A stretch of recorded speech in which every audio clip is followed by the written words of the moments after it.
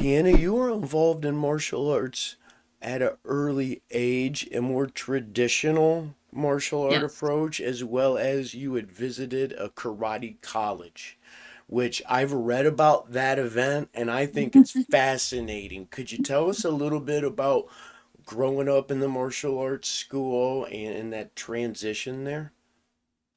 Yeah. So I started sport karate when I was 11 years old, and I competed in tournaments in the Twin Cities. And that was just a lot of fun. I mean, your uniform, you have your belt, it's Mm-hmm. traditional.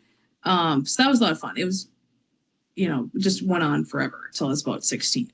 So when I was 16, I heard from a friend about karate college, and I wanted to get better. I wanted to travel more and go to other tournaments and be better at fighting. So I learned how to more kickboxing and point fighting from Joe Lewis and Bill Wallace, which were amazing. I Oh my bet. gosh, it's sad Joe Lewis is gone.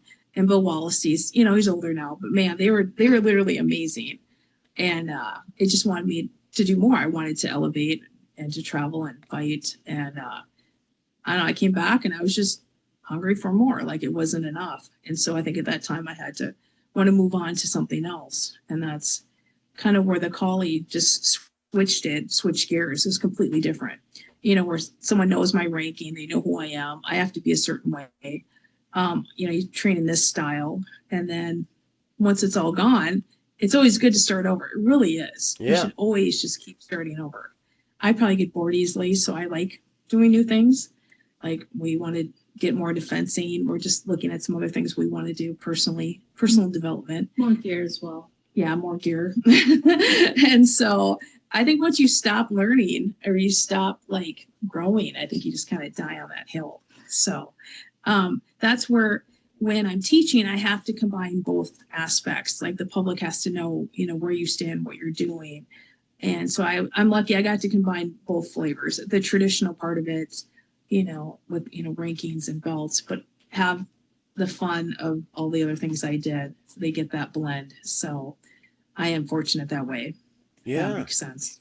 Oh, it makes total sense. What I heard there, and correct me if I'm wrong, was karate college with the karate college event um, opened you up to training with more people and kind of opened your eyes to Yes. so much more. And we all have like those stories about the first time we realized, for me, I got to go to Atlanta and go do an Inasanto thing, yeah, an Inasanto seminar. And all I knew at the end of it is I wanted to do that forever.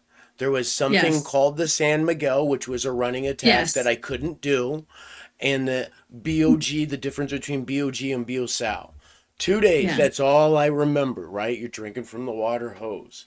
But it Right. affected me forever. Yeah. I was exposed to Kali there and like Muay Thai. I think I was Mm-hmm. on a certain focus, but it opened me up to all these other things. Yeah, we didn't have the internet. We saw things in magazines or maybe TV or movies. The phone book. Um, yeah, the phone book was the place where I did find the Minnesota Kali group and had to write down directions to Minneapolis and find it.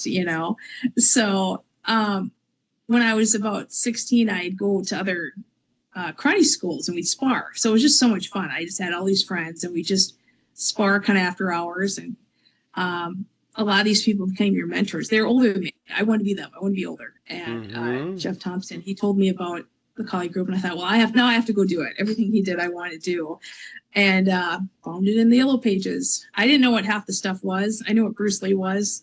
I knew that. It's like collie. Is that a dog? I don't know. Yeah. It's like I didn't know what it was. So to look up the directions, I didn't have GPS.